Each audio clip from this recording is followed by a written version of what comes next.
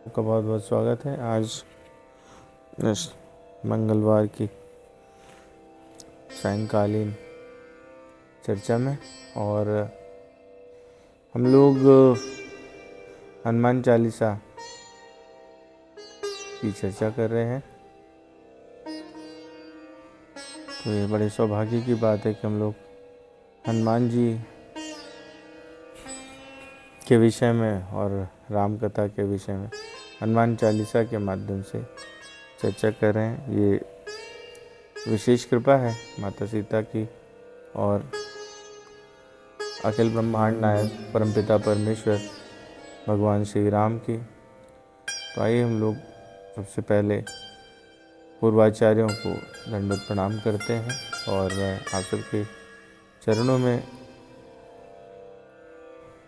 दंडवत प्रणाम करते हुए ये निवेदन करता हूँ कि मुझे ऐसा आशीर्वाद दें कि मैं जो कहूँ शास्त्रोक्त हो, कुछ मुख से अन्यथा ना निकले। और मुझे ऐसी आशा है कि आप मुझे ऐसा आशीर्वाद ज़रूर देंगे। तो सबसे पहले जैसे हम लोग करते हैं मंगलाचरण और तत्पश्चात फिर हम लोग कथा में बढ़ेंगे आगे। तो आज पहली चौपाई संभवतः हम लोग कर पाएंगे, है ना। पांचवा एपिसोड है ये। वर्णानामर्थ संघानां रसानां छन्दसामपि मंगलानां च कर्तारो वन्दे वाणी विनायको भवानी शंकरो वन्दे श्रद्धा विश्वासरूपिणो याभ्यां विना न पश्यन्ति सिद्धाः स्वान्तः स्तमीश्वरम् वन्दे बोधमयं नित्यं गुरुं शङ्कररूपिणं यमाश्रितो हि वक्रोऽपि चन्द्रः सर्वत्र वन्दते सीतारां गुणग्रां पुण्यरण्यविहारिणो वन्दे विशुद्धविज्ञानो कपीश्वरौ कर्पूरगौरं करुणावतारं संसारसारं भुजगेन्द्रहारं सदा वसन्तं हृदयारविन्दे महं भवानी सहितं नमामि। वागर्थाविव सम्पृक्तौ वागर्थप्रतिपत्तये जगतः पितरौ वन्दे पार्वती परमेश्वरौ।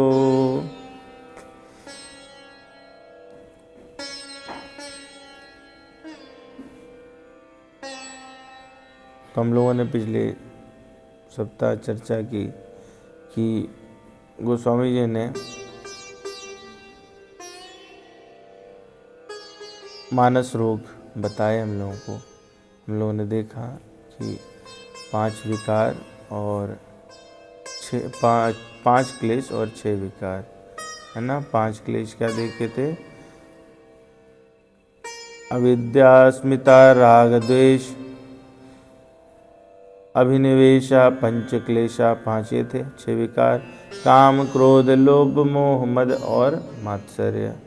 तो ये हमने देखा और ये भी देखा कि कह रहे हैं कि जो इन पे विजय पा लेता है वो क्या हो जाता है? वो संत हो जाता है। खट विकार जित अनघेय कामा अचल यकिंचन सुचि सुख धामा अमित बोध अनिहमित भोगी सत्य सार कवि कोविद जोगी।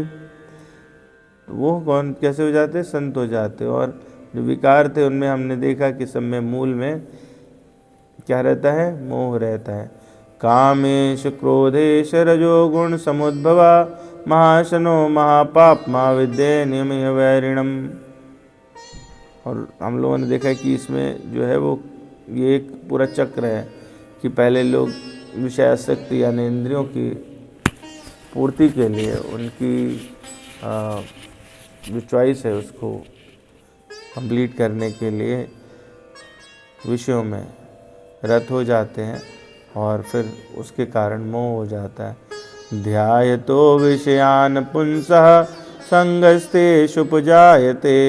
संगात् संजायते काम कामात् क्रोधो अभिजायते क्रोधात् भवति सम्मोहा सम्मोहात् स्मृतिविभ्रमा स्मृतिभ्रंशात् बुद्धिनाशो बुद्धिनाशात् प्रणश्यति।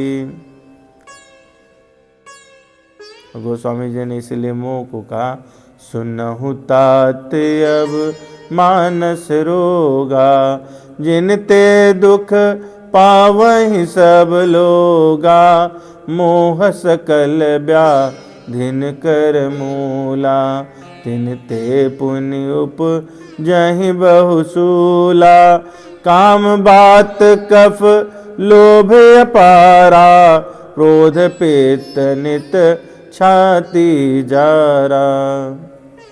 मोह क्या है? समस्त जो व्याधियां हैं, जो बीमारियां हैं, उनका मूल रहता है और इन्हीं के कारण बहुत सारे कष्ट हुआ करते हैं।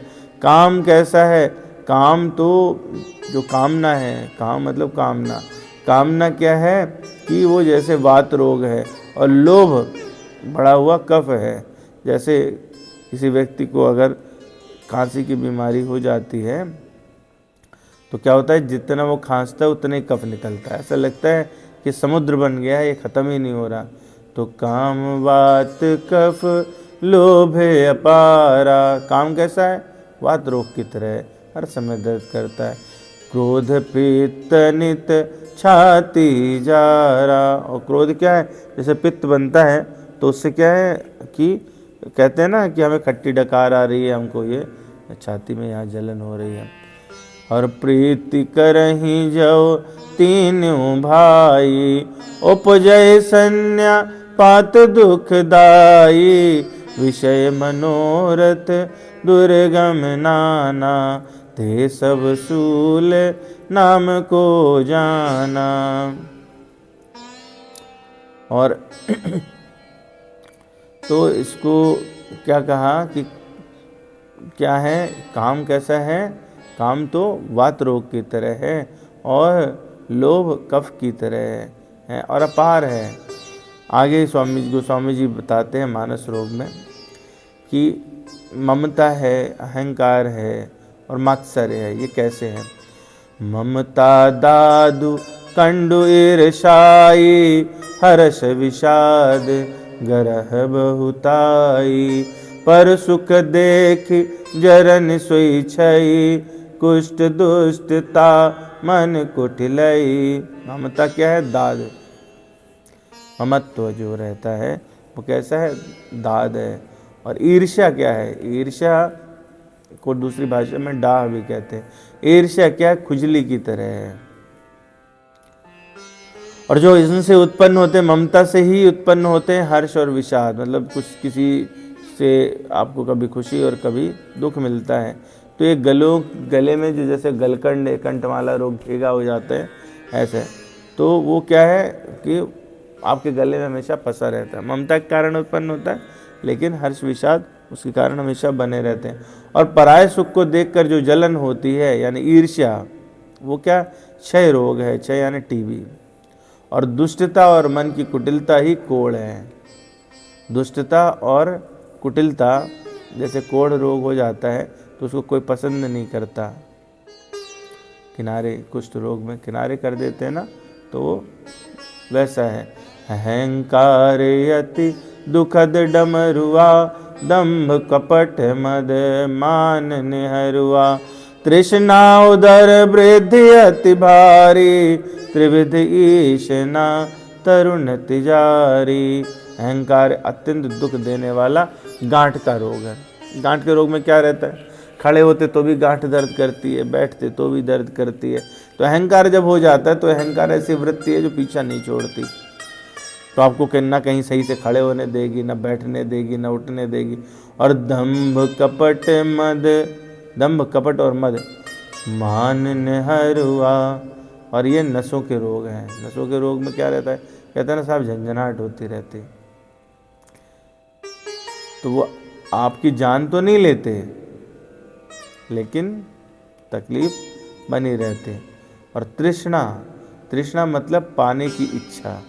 तृष्णा उदर वृद्धि अति भारी, जैसे पेट भर जाता है ना, पानी भर जाता है पेट में, देखा होगा आपने, तो जलोदर कहते हैं उसको, भारी उदर जलोदर रोग है। और 3 प्रकार की जो प्रबल इच्छाएं हैं वो 3 त्रिविध ईशना तरुण तिजारी, 3 प्रकार की इच्छाएं, पुत्र, धन और मान, ये इनकी इच्छा यानी तृष्णा बनी रहती है लगातार कि पुत्र मिल जाए, धन मिल जाए या फिर सम्मान मिल जाए।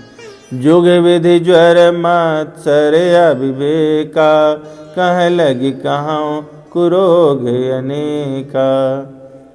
मात्सर्य यानी कि दूसरे से आपको जो जलन होती है, और अविवेक, ये 2 प्रकार के ज्वर हैं यानी बुखार हैं, और इनसे बुरे बुरे रोग हैं। तो कहा स्वामी जी ने कहा, ममता दादु कंडु ईर्षाई, हरस विषाद गरह बहुताई। ममता दाद है और ईर्ष्या खुजली है। तो दाद में क्या रहता है कि हम लोगों ने देखा, वो चकत्ते पड़ जाते हैं ना, और खुजली बहुत होती है।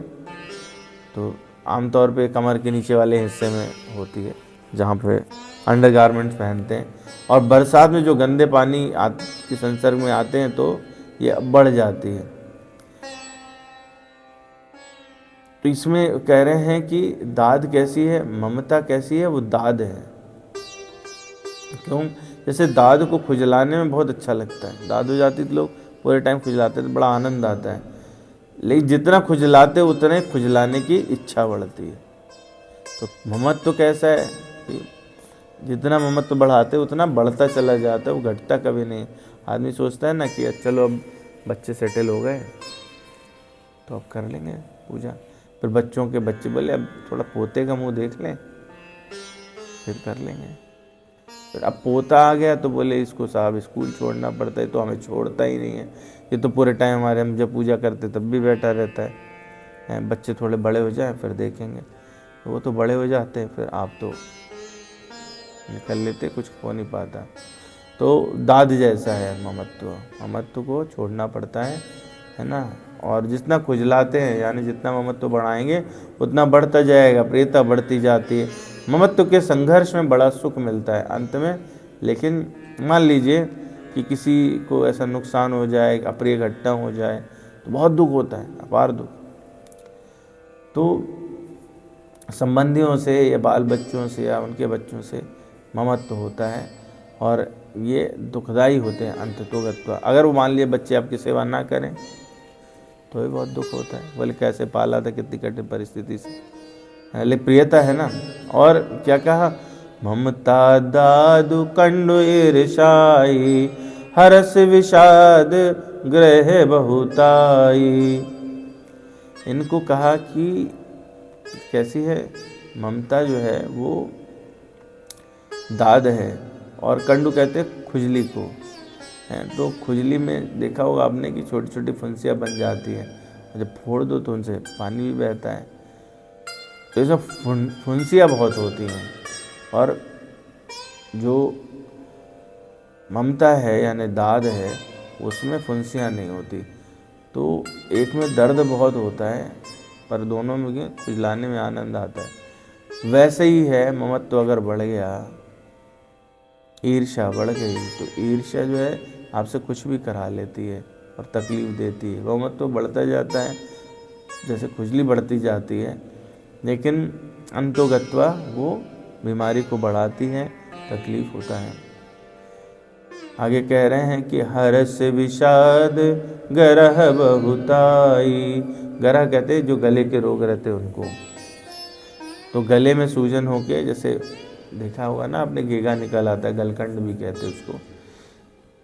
तो इससे ये ठीक नहीं होता जल्दी, आदमी को ऐसे भारीपन लगा रहता है, लटका रहता है, तो ये जाता नहीं है जल्दी।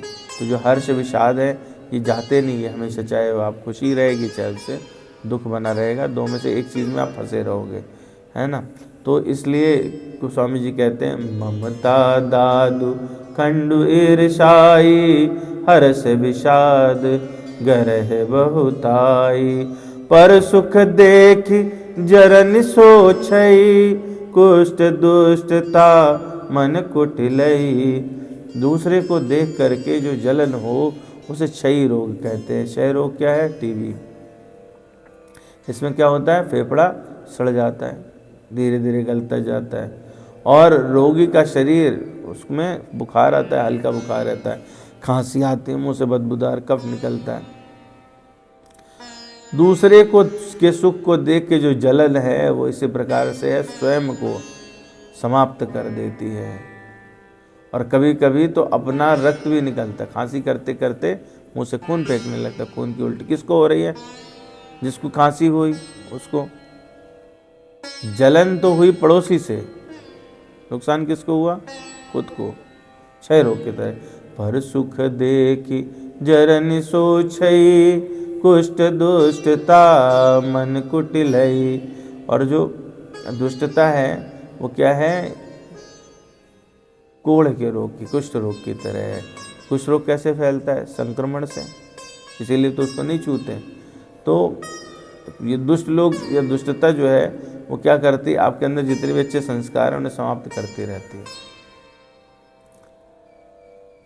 तो कोई इस दुष्टता के कारण आपसे कोई प्रिय व्यवहार नहीं करता, लोग नहीं बैठेंगे, है ना। उन्हें लगेगा कि ये व्यक्ति तो अंदर से। और जो वृत्ति है अहंकार की, अहंकार अति दुखद डमरुआ। डमरुआ यानी बात रोग, जोड़ जकड़ जाते उसमें। मतलब आप चलोगे भी तो टेढ़े होके चलोगे, पूरे समय उसका महसूस करते रहेंगे, हैं। तो डमरुआ क्यों कहा? डमरू की तरह गांठें फूल जाती हैं, है ना। और जब चलेंगे तो आवाज़ होती चट्टपट चट्टपट, ऐसी आवाज़ भी होती है और तकलीफ़ बहुत होती है। तो कभी भी चाहे लेटें, चाहे बैठें, चाहे चलें, तो आप ना उसमें फंसे रहते हैं। अहंकार अति दुखद डमरुआ दंभ कपट मद मान मेहर नेहरुआ। और नेहरुआ किसको कहते हैं? नेहरुआ जो है एक रोग पहले पाया जाता था, आजकल कम हो गया है, टेपवर्म। इसमें नहीं रहे, खुला ही रहने दीजिए, कोई बात नहीं। तो इसमें क्या होता था? वो छोटा सा कीड़ा होता था, जैसे पतला टेप होता है ना, इसकी तरह। और वो त्वचा का रोग होता था। जो लोग नदी तालाब में नहाने जाते थे उनको हो जाता था, घुस जाते थे जगह जगह। तो छोटे छोटे फोड़े फुंसी जैसे बना देते, वहाँ से पानी बहता था, फिर कभी कभी कीड़ा दिखने लगता था। तो अगर उसको खींच के निकालने की कोशिश करो कीड़े को, तो टूट जाता था, वो रोग जाता नहीं था कभी। तो उसके लिए जो उपाय होता था वो है कि उसको एक तीली में लपेट दिया जाता था, छोड़ दिया, फिर थोड़ा और निकला तो फिर और लपेट के ऐसे धीरे धीरे करके निकाला जाता था।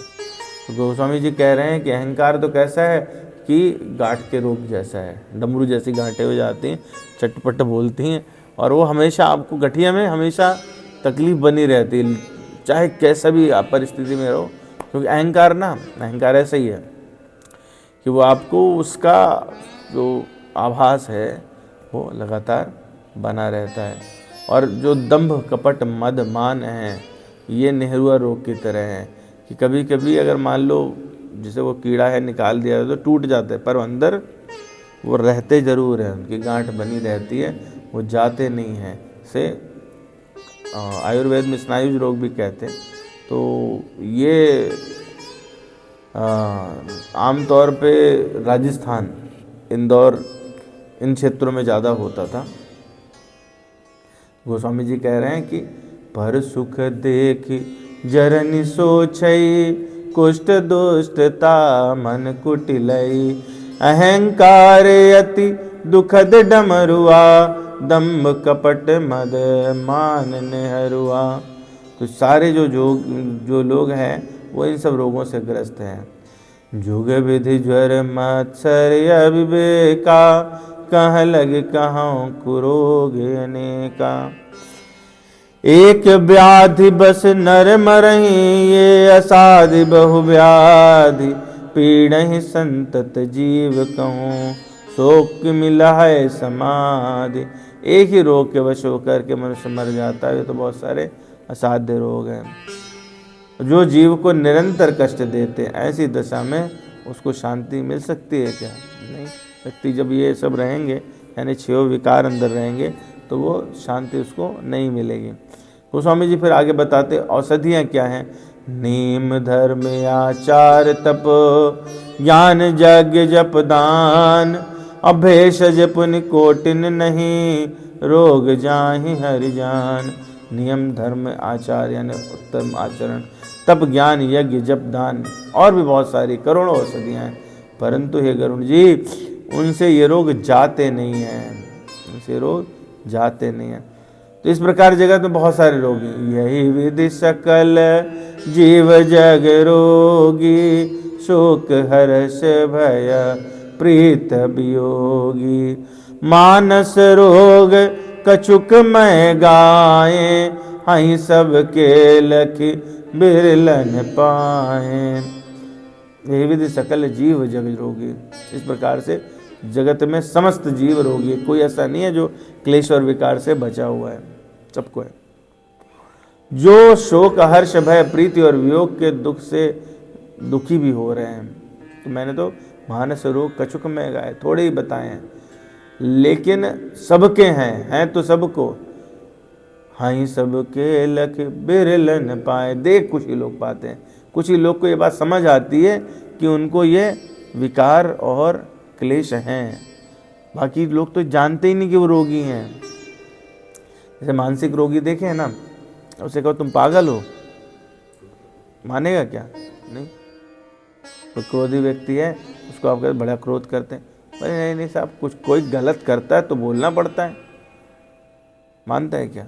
नहीं। तो उसको पता ही नहीं है। हम में से अधिकतर लोग इस बात को नहीं जानते कि हमें ये रोग हैं, इनके कारण हमको शांति नहीं मिल रही है। और जिनको पता चल गया तो क्या करते हैं कि फिर जान लेने से कुछ उनको फर्क पड़ता है, फिर कंट्रोल करने की कोशिश करते हैं। गोस्वामी जी कह रहे हैं, जाने ते चीजहि कछु पापी, नाश न पावहि जन परितापी। विषय कुपत्य पाई अंकुरे, मुनि हृदय का नर बापुरे। आगे बताते बड़ी बात कही, कहते हैं कि कुछ पापी लोग हैं, ये रोग जो हैं पापी रोग, वो जान जाएं, अगर पता चल जाए तो लोग कंट्रोल करने की कोशिश कर सकते, थोड़ा क्षीण हो सकते हैं, लेकिन ये कभी जाते नहीं, मरते नहीं है, इनका समापन नहीं होता रोगों का। और जो लोग विषय के पीछे भागने लगते हैं, हमारी इंद्रियां उनकी संतुष्टि हो जाए इसके लिए भागते हैं, तो उनमें तो ये इनका अंकुरण हो जाता है, ये तेजी से फलित होते हैं।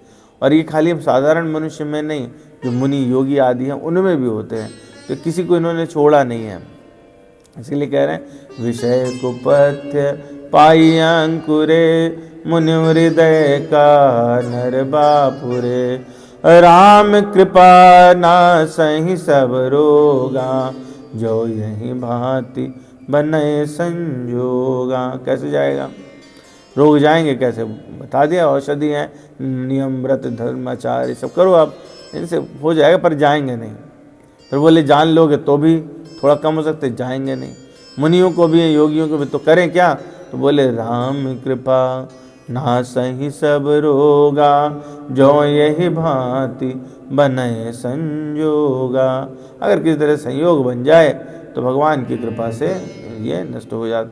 सद्गुर वैद बचन विश्वासा, संयम यह न विषय कै आशा।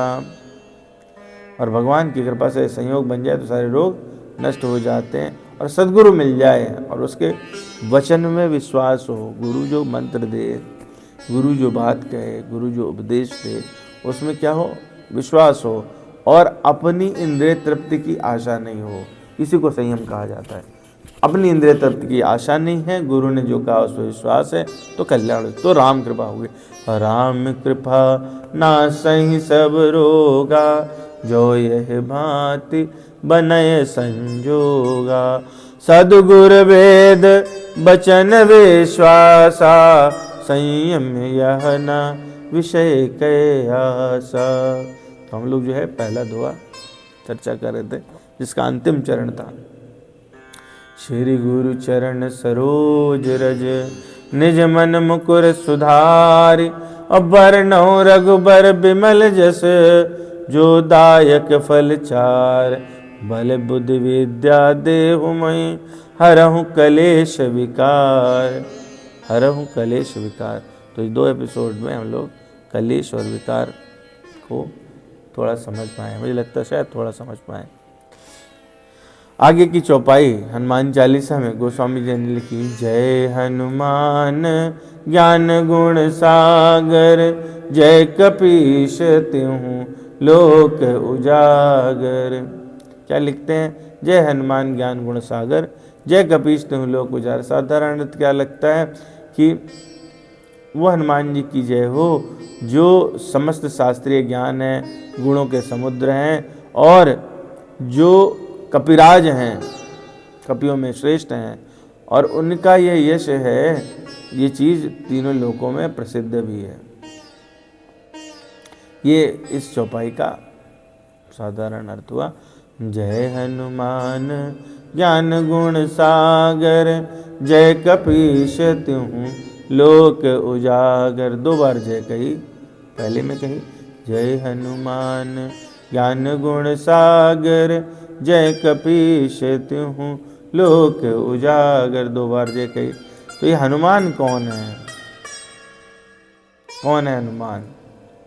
कैसे हुआ हनुमान जी का जन्म? कैसे हुआ हनुमान जी का जन्म? कुछ आइडिया है?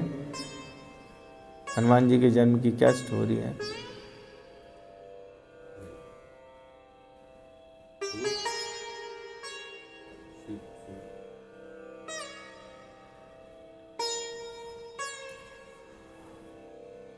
हनुमान जी का जो जन्म है, हनुमान जी भगवान शिव के अवतार हैं, ये तो बात सर्वविदित है।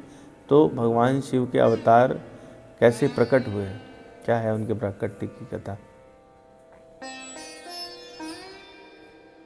देवताओं और दैत्यों में अमृत बांटने के लिए भगवान नारायण ने मोहिनी रूप धारण किया।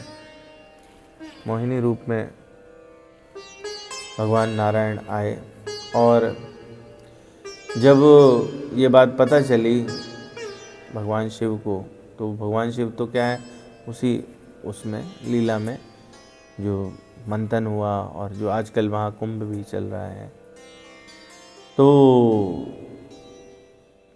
उसमें अमृत निकला, और अमृत को लेकर के झगड़ा होने लगा।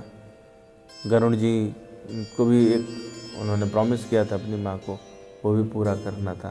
इसके कारण कलश लेके उड़े, उनकी कुछ बूंदें गिरी, 4 जगहों पे वो अमृत गिरा। वो 4 स्थान लोगों को पता है, प्रयाग, नासिक, उज्जैन और हरिद्वार, ये 4 स्थान हैं। उन्हीं में कुंभ होता है, प्रत्येक 3 वर्ष पे कुंभ का आयोजन होता है, अलग अलग नाम से होता है। तो अब इधर भगवान शिव के पल्ले क्या पड़ा, उसमें विष भी निकला। तो ये हुआ कि हलाहल कौन धारण करे, उसका नाम, विष का नाम था हलाहल, है ना, हलाहल। तो उसको कौन धारण करे, कभी अगर कहीं तो पूरी सृष्टि का नाश कर देगा, मंथन में निकला है। भगवान शिव को याद किया गया, माँ पार्वती से उन्होंने पूछा कि क्या करूं, उनका जिससे संसार का कल्याण हो करिए, तो मैं धारण कर लेता हूँ। तो भगवान शिव उस लीला में गए और भगवान राम का नाम लिया और विष धारण कर लिया। इधर जो झगड़ा हो रहा था, अमृत का कलश वापस आया भगवान के पास। तो ये हुआ कि झगड़े को कैसे शांत करे, तो भगवान ने मोहिनी रूप लिया और उस कलश का, उस अमृत का बंटवारा किया। भगवान शिव ने वो लीला प्रकट रूप से शामिल होकर नहीं देख पाए। तो भगवान का ये इकलौता अवतार है नारायण का, जिसमें भगवान स्त्री रूप में है, बाकी सब में पुरुष रूप में है। भगवान के मन में आया, भगवान शिव के मन में आया कि मेरे जो आराध्य हैं वो स्त्री रूप में कैसे दिखते हैं, उन्होंने ये लीला कैसे की, इसका दर्शन करना है मुझे।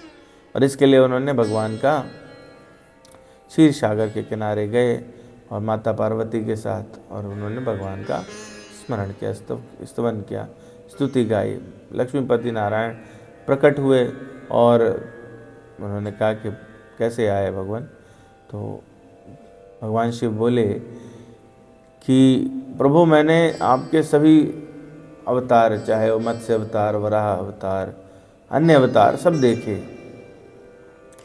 किंतु आपने जब अमृत वितरण के समय अपने परम लावण्यमयी स्त्री का वेश धारण किया तो मैं उससे वंचित रह गया। कृपया मुझे उस रूप का भी दर्शन करा दें जिसको देखकर देवता और दानव सभी मोहित हो गए थे। बड़ी तारीफ सुनी हमने, बड़ी प्रशंसा सुनी। भगवान विष्णु बोले कि देवादिदेव महादेव, आप योगियों के उपास्य हैं और कामदेव का दहन करने वाले, स्त्री आदि से आपका क्या संबंध है, आप क्यों इसको देखना चाहते, क्या फ़ायदा, इससे कोई महत्व नहीं है। हंसने लगे, बोले कि प्रभु लेकिन मैं उस अवतार के दर्शन से वंचित नहीं रहना चाहता जिससे सभी मोहित हो गए। तो पार्वतीश्वर ने आग्रह किया भगवान से, मुझे उस रूप का दर्शन करा दीजिए। भगवान नारायण बोले कि तथास्तु, और अंतर्धान हो गए। देखा कि जिस स्थान पे खड़े हैं ना तो वहाँ पे क्षीर सागर है, ना माता लक्ष्मी है, वहाँ पर विष्णु भगवान भी नहीं है। जिस स्थान पे खड़े थे शिव जी वो क्या था, क्षीर सागर का किनारा था, लेकिन वहाँ तो कुछ नहीं है। अभी एक मनोहर पर्वत, सुरम्य वन, बढ़िया फूल खिले हुए और बहुत ही सुंदर चारों तरफ वातावरण, उसमें वृक्षों में कोमल पत्ते निकले, अलग अलग चिड़ियाँ चहचहा रही हैं, फूलों पर भ्रमर यानी भौरे गुंजायमान है, कोयल कुहू कुहू कर रही है, मतलब आनंद वाला वातावरण था। और शीतल जैसा रहता है वसंत ऋतु में, ऐसा मतलब मिक्स वाला वायु बह रहा है। ऐसे में देखा उन्होंने, भगवान शिव ने देखा कि थोड़ी दूर में एक अत्यंत रूपवती स्त्री हाथ पर गेंद उछालते हुए दिखाई दी, जिसने आधे वस्त्र पहने हुए थे। और जब उन्होंने देखा तो लगा कि ये तो अप्सराओं से भी ज़्यादा सुंदर है। तो बोले ना तो उसकी तरफ बढ़े। और वो जो थी मोहिनी रूप भगवान का था, तो वो गेंद को उछालते हुए खेल, जैसे बच्चियाँ खेलती हैं ऐसे आगे वो दौड़ते जाए और भगवान शिव उनके पीछे पीछे चले। सहसा जो है पवन का झोंका आया और उसमें जो पल्लू था थोड़ा वो खुल गया, और भगवान ने देखा कट क्षेत्र दिखाई दिया, आधा हिस्सा बिना पल्लू के दिखाई पड़ गया। ऐसे में उनका मोह और बढ़ गया, और उनका मोह बढ़ गया तो वो और तेज़ी से भागे, और मोहिनी और तेज़ी से भागे, भगवान शिव उसके पीछे भागे। तो क्या है कि हम लोगों ने पिछले में पढ़ा, अभी सुना इस बात को, कि कामना अगर नहीं पूर्ण हो तो क्रोध की उत्पत्ति हो जाती है। तो धीरे धीरे भगवान शिव को चिढ़ लगने लगी, ये तो हाथ ही नहीं आ रही है।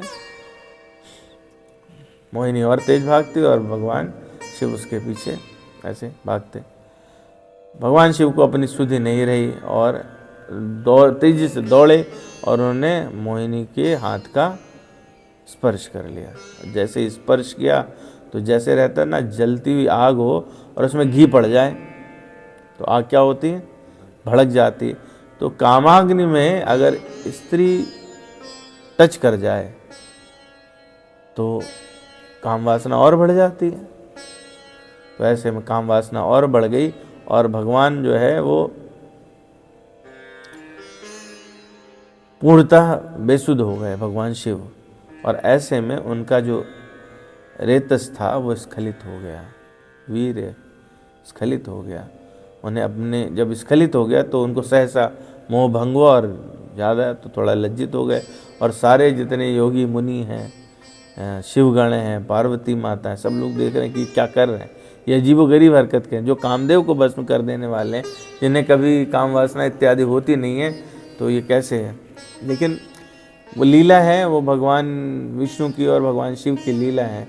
तो ऐसे में जैसे दो करीबी मित्र हैं, तो वो क्या भी अपनी चर्चा करते हैं, ये दूसरों को समझ में उतना नहीं आती। तो जब वो स्खलित हो गया तो उनको अपनी इसका स्तुति का भान हुआ, उन्होंने भगवान नारायण की स्तुति की और उनका मान गए, आपको, आपकी माया को हम पार नहीं पा सकते, कोई नहीं पार पा सकता। अब ये जो तेज निकला है ये ऐसे तो बेकार नहीं जा सकता। तो उन्होंने इसमें काम पे लगाया, जो सप्तऋषि थे उनको प्रेरणा दी और उस वीर को पत्ते पर स्थापित कर लिया। इधर दूसरी स्टोरी चल रही थी। एक सीन ये हुआ, दूसरा सीन दूसरा है, जिसमें स्वर्ग के राजा इंद्र की एक अप्सरा हुआ करती थी जिसका नाम था पुंजिक स्थला। पुंजिक स्थला तो वो बड़ी सुंदर थी, चंचला थी। और एक बार की बात है कि वो ऐसे ही विचरण कर रही थी, एक ऋषि तपस्या कर रहे थे, उनको मजाक उड़ा दिया। ऋषि जो है क्रुद्ध हुए और उन्हें कहा कि तू चंचलता जैसी कर रही है, ऐसी चंचलता तो बंदर ही किया करते हैं, तो जा तू वानरी हो जा। और जब ऋषि का श्राप सुना तो अलग अलग जगह पे अलग वर्णन है, कुछ लोग कहते हैं अगस्त्य ऋषि। तो ऋषि का जब श्राप सुना तो पुंजिक स्थला कांपने लगी और भगवान उनके ऋषि के चरणों में गिर पड़ी, हाथ जोड़ करके दया की भीख मांगने लगी। बोली कि आप जो है, मेरा कोई ऐसा विचार नहीं था और मैं तो ऐसे वानरी हो जाऊंगी, सुंदरता चली जाएगी। तो वो फिर द्रवित हो गए। ऋषि बोले कि देखो, मैंने अगर कुछ कह दिया तो खाली तो नहीं जाएगा, होगा तो, लेकिन मैं तुझे एक वरदान देता हूँ कि तू जब चाहेगी तो अपनी इच्छा अनुसार सौंदर्य पा सकेगी। रहेगी वानरी, तू मानुषी बनना चाहे तो वानरी और मानुषी दोनों बन सकेगी, पर तुझे जन्म तो लेना पड़ेगा। तो वो उन ऋषि के श्राप से वानर राज कुंजर थे, कुंजर की पुत्री हुई सुमेरु पर। और उसकी समान जो पुंजलिका थी, उनका दूसरा नाम जब पुत्री बन के आए तो उनका नाम रखा गया कुंजर पुत्री अंजना। अंजना नाम हुआ। और अंजना का आगे चल के जो है विवाह वानरराज केसरी से हुआ। तो केसरी के साथ वो कंचनगिरी यानी सुमेरु पर्वत पर रहा करते थे। काफ़ी वर्ष बीते, पति के साथ सुखपूर्वक रह रही थी। केसरी उनको प्रेम भी करते, लेकिन दोनों के कोई संतान नहीं हुई। तो इस बात से दुखी होकर के वो मतंग ऋषि के पास गईं और उन्होंने कहा कि हे ऋषिवर, मेरे कोई पुत्र नहीं है, कृपया पुत्र प्राप्ति का कोई उपाय बतलाइए। मतंग ऋषि बोले कि पंपा सरोवर के पास पूर्व दिशा में 50 योजन पर नरसिंहाश्रम है और उसी की दक्षिण दिशा में नारायण गिरी पर एक स्वामी तीर्थ नाम का स्थान है और उसी के बिल्कुल बीच में मध्य में आकाश गंगा तीर्थ है। अगर वहाँ जाकर के उस आकाश गंगा में आप स्नान करो और 12 वर्षों तक तपस्या करो तो आपको एक गुणवान पुत्र उत्पन्न होगा। तो ऐसा जब उन्होंने मतंग ऋषि से सुना तो नारायण गिरी पर गईं, वहाँ पर स्वामी पुष्करणी में स्नान किया और आकाश गंगा तीर्थ की प्रदक्षिणा करके वराह भगवान को प्रणाम करते हुए पति की आज्ञा से उपवास करना उन्होंने प्रारंभ कर दिया। और पूरे 12 वर्ष जब बीते तो उसके बाद में इधर जो सप्तऋषियों ने पत्ते पर रेतस था, वीर था, वो वायु के माध्यम से, क्योंकि हवा तो कहीं भी जा सकती है, तो वायु देव की सहायता से कर्ण द्वार से हृदय में स्थापित कर दिया। वो तेज जो है वो चला गया और 12 वर्ष पूर्ण हुए तो उसके बाद में इनको एक पुत्र उत्पन्न हुआ जिसका नाम था, ऋषियों ने उसका नाम हनुमान रखा। तो ये स्थान जो है एक दूसरी कथा भी आती है जिसमें वेंकटांचल यानी जो बालाजी हैं अभी के, वहाँ पर 7 वर्षों की तपस्या के बाद में सेम यही स्टोरी, अलग अलग कल्प के भेद से ये स्टोरीज हैं, लेकिन उसमें मूल बात इतनी है, रेतस यानी तेज जो है वो भगवान शिव का वायु के माध्यम से कर्णद्वार से और इनके गर्भ में स्थापित हो गया। वायु जब ये वहाँ पे खड़ी थी तो वायु ने जब इनको स्पर्श किया तो ये एकदम चौकन्नी हो गई और नाराज भी हुई हैं कि कौन है जो मुझे स्पर्श करना चाहता है, मेरा पतिव्रत भंग करना चाहता है, मैं अभी श्राप देती हूँ। वायुदेव हाथ जोड़ के खड़े हुए, बोले कि हमें आपका पतिव्रत नहीं भंग करना है, इस प्रकार की बात है, आपने जो वरदान मांगा है वो भी पूर्ण हो जाएगा और भगवान शिव का तेज जो है आपके अंदर विराजमान होगा और वही आपके पुत्र के रूप में जन्म लेंगे। तो वो फिर अंजना पुत्र हनुमान जी प्रकट हुए। हनु जो है, हनुमान क्यों कहते हैं? मान मतलब किसी चीज़ को कोई धारण करे तो उसको कहते हैं मान। जैसे बुद्धिमान जो धारण करता है बुद्धि को, बुद्धिमान। तो ठुड्डी के ऊपर का जो जबड़े का भाग है, ये वाला हिस्सा, उसको कहते हैं हनु। हनुमान प्रारंभ में नाम नहीं था, वो तो ये हुआ कि इंद्र ने इन पर प्रहार किया था और वो इसका स्पर्श करते हुए निकल गया, वज्र टेढ़ा हो गया, पर इसको ठुड्डी को कुछ नहीं हुआ। उसके कारण मतलब इतनी वज्र से मजबूत ठुड्डी जिसकी हो, उसको कहा ऋषियों ने हनुमान। हा शब्द जो है हनुमान में पहला शब्द क्या है? ह है, तो उसको हनुमान 4 शब्द हुए। अगर हम लोग शब्दकोश में ढूंढेंगे तो हा का मतलब होता है, लिखा है हा शिवे सलिले शून्य धारणे मंगले पिचा। हा मतलब शिव, शिवे सलिले मतलब जल, सलिल जल, शून्य धारणे शून्य धारण करने वाला, शून्य क्या? आकाश, आकाश शून्य दिखता है। हा शिवे सलिले शून्य धारणे मंगले पिचा, मंगल करने वाला। तो हा का मतलब क्या है? वो जो शिव हैं, आनंद स्वरूप हैं, आकाश जैसे सब जगह फैले हैं, अपने अंदर जल को धारण करते हैं और सबको आनंद देते हैं, मंगलमय है वो हा। नु मतलब होता है पूजन या प्रशंसा को कहते हैं नु संस्कृत में, हाँ नु। और माँ जो है लक्ष्मी जी को कहा जाता है माँ, इसीलिए भगवान को कहते हैं माधव। जो माँ को धारण करे वो है माधव, लक्ष्मी का जो पति हो वो है माधव। तो माँ क्या है? लक्ष्मी जी। और ना जो है वो बल या वीरता को कहते हैं। तो हा हो गया वो शिव जो आनंद स्वरूप हैं, आकाश जैसे हैं, जल को धारण करते हैं, जिसमें जो प्रशंसनीय है, नु मतलब प्रशंसा, प्रशंसनीय है, माँ लक्ष्मी और विष्णु को अंदर धारण करने वाला है। और ना मतलब जो बल और वीरता में जिसका कोई मुकाबला ना हो, वो है हनुमान। ये हनुमान शब्द की व्याख्या है। तो अगर कभी याद रहे, हन जो शब्द है, हन का मतलब होता है गति। गति किसमें किसमें होती है? ज्ञान की गति होती है, वेग की गति होती है, चलना है तो वेग, और प्राप्ति की गति होती है, कुछ मिले तो जो ज्ञानवान है, वेगवान है और प्राप्तिवान है, वो है हनुमान, है ना। तो हन शब्द का मतलब गति, जिसके अंदर ये सारी गतियाँ मौजूद हों, वो हनुमान है।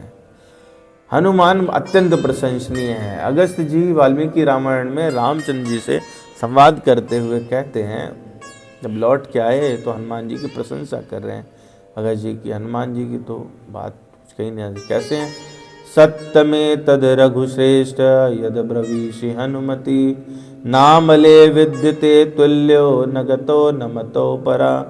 3 गतियों की बात की, न बल, ना बले विद्यते तुल्यो, उनके समान किसी का बल नहीं है, और ना गतौ, उनके समान कोई तेजी से चलता भी नहीं है, गति भी नहीं है, ना मतौ परा, ना ही किसी के पास इतनी मति है।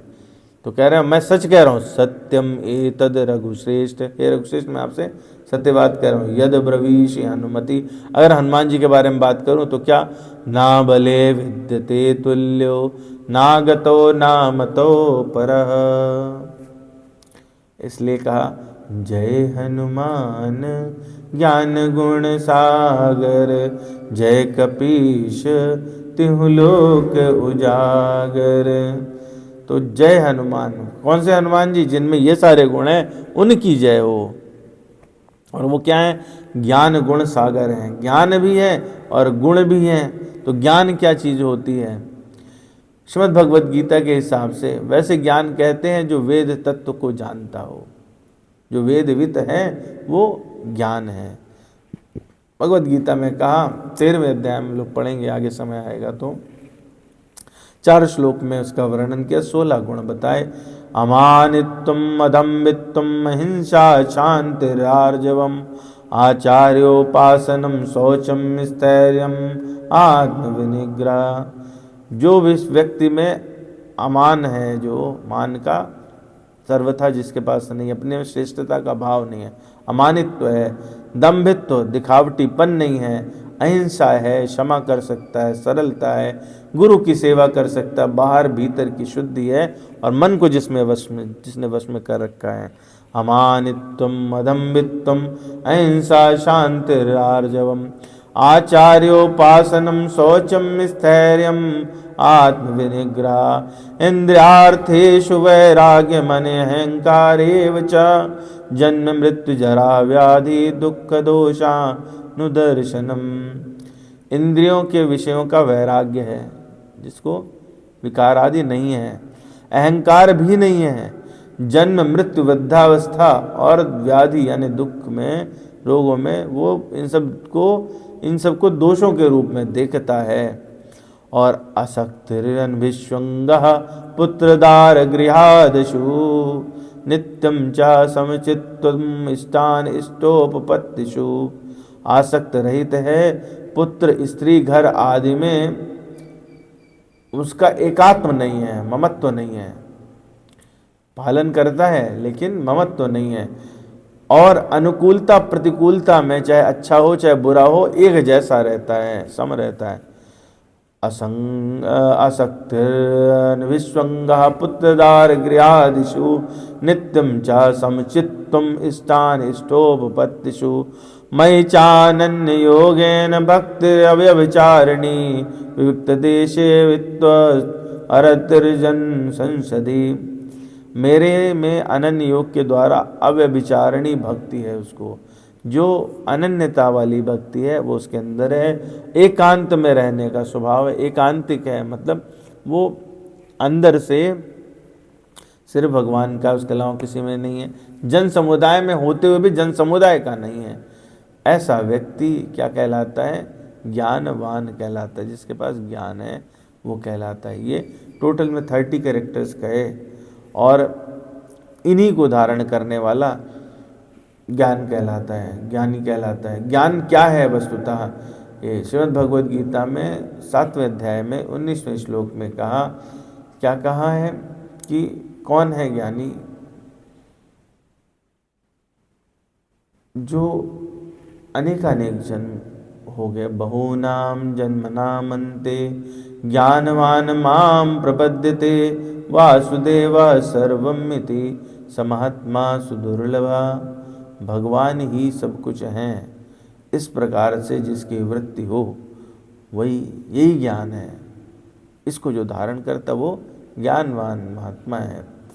तो ये ज्ञान के लक्षण हैं, और ये सारे के सारे हनुमान जी में हैं। और इसका प्रमाण कहाँ मिलता है, इसका प्रमाण है जब किष्किंधा कांड में भगवान राम से मिले हैं हनुमान जी, तो हनुमान जी ने जो वार्ता की, ब्राह्मण का रूप लेके मिले थे, तो जो वार्ता की उसको सुनने के बाद लक्ष्मण जी से भगवान कह रहे हैं, भगवान राम क्या कह रहे हैं, नान ऋग्वेद विनीतस्य ना यजुर्वेद धारिणा ना साम वेद विदुषु शक्यमेवं प्रभाषितुं नूनं व्याकरणं कृष्णं अनेन विधिना श्रुतं बहुव्याहरतानेन न किश्चिद अपशब्दितम्। कह रहे जिसने ऋग्वेद की पूर्ण शिक्षा न पाई हो और यजुर्वेद को अर्थता धारण न किया हो, जो सामवेद का विद्वान न हो, वो ऐसा भाषण कभी कर नहीं सकता। तो उस पूर्व काल में 3 ही वेद थे, यजुर्वेद, अथर्ववेद, सामवेद और ऋग्वेद। अथर्ववेद बाद में आया। तो ये तीनों ही जिसको अंदर तक बैठे हों वही इस प्रकार की बातचीत कर सकता है, उसको पूर्ण व्याकरण का ज्ञान है। निश्चित ही संपूर्ण व्याकरण इसने विधिवत सुना है। नूनम व्याकरणम कृष्णम अनेन विधिना श्रुतम, अनेक विधियों से सुना हुआ है, पूरा पूरा व्याकरण जानता है। क्योंकि बहु व्यवहारतानेन न केचिद अपशब्दितम। इस तरह से कोई भी व्यक्ति जो एक भी अक्षर अशुद्ध नहीं बोल रहा है, वो दूसरा कोई हो नहीं सकता। तो जो समस्त वेद जानता हो, इस प्रकार का व्यवहार करता हो, जिसमें वो 30 गुण जो भगवद गीता में बताए गए वही ज्ञान है। जय हनुमान ज्ञान गुण सागर, जय कपीश तिहु लोक उजागर। गुण कौन से? गुण जो सुंदर कांड में गोस्वामी जी ने कहे। माँ ने सुना, हनुमान जी जब मिलने गए तो माँ ने सुना, हनुमान जी ने जो वार्ता की, भगवान की कथा सुनाई। और उसके बाद में गोस्वामी जी लिखते हैं, माँ क्या सोच रहे, मन संतोष सुनत कपिबानी, भगत प्रताप तेज बलसानी, आशीष दीन राम प्रिय जाना, ओहु तात बल शील निधाना। और 6 वरदान दिए। अजर अमर गुण निधि सुत होहु, करहु बहुत रघु नायक छोहु, करहु कृपा प्रभु अस सुनि काना, निर्भर प्रेम मगन हनुमाना। हनुमान जी को 6 वरदान दिए और भगवान का प्रिय जानते हुए उनको कहा कि हे पुत्र, आप बल और शील इसके गुण बन जाओ, इसके सागर बन जाओ। हो हुतात बलशील निधाना। और 6 वरदान में क्या कहा? अजर अमर गुण निधि। गुण निधि, निधि मतलब समुद्र, गुण निधि। अजर अमर गुण निधि सुत हो, अजरता मिले, अमरता मिले, आप कभी वृद्ध ना हो और आप अमर रहो, साथ में गुणों के समुद्र बन जाओ, ऐसे हो जाओ। और आप पर भगवान कृपा भी गए, करहु बहुत रघुनायक छो। इसलिए गोस्वामी जी कह रहे हैं, जय हनुमान ज्ञान गुण सागर, जय कपीश तिहु लोक उजागर। कपीश, जय कपीश तिहु लोक उजागर, जय कपीश। तो कपीश क्यों कहा? कपि कौन होते हैं?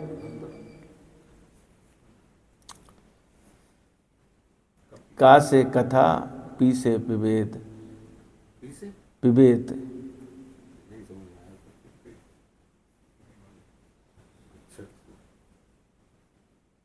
का से कथा, पी से पिबेद, यह कथा पिबेद सा कपि, वो कपि है। तो जो कथा का अमृत पान करने वाले हैं वो कौन है? हनुमान जी।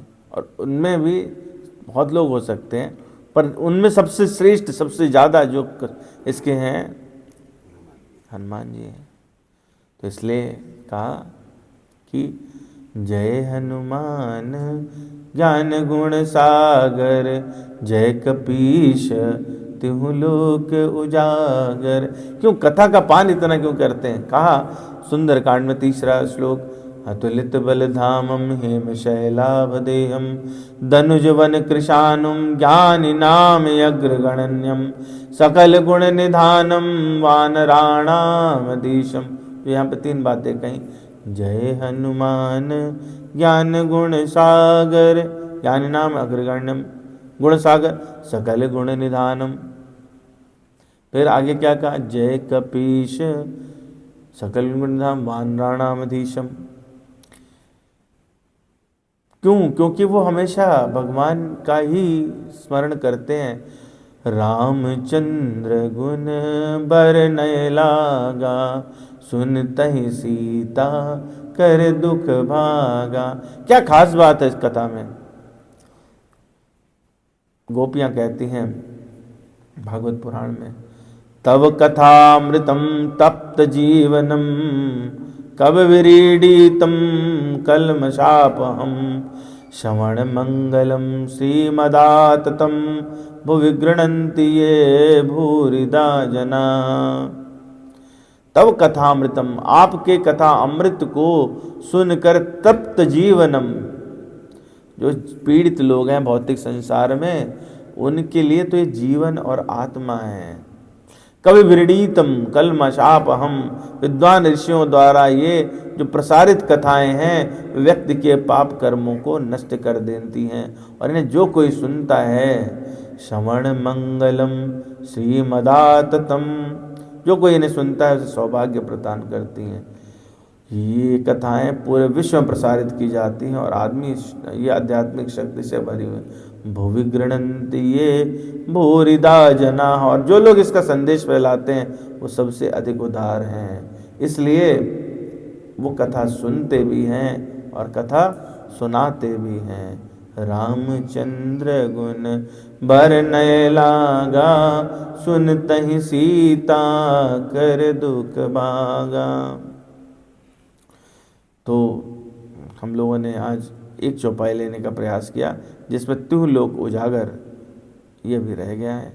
बाकी हमने इसके 3 चरण, मैंने सोचा था कि कम से कम एक चौपाई तो एक दिन में कर ही दूँ।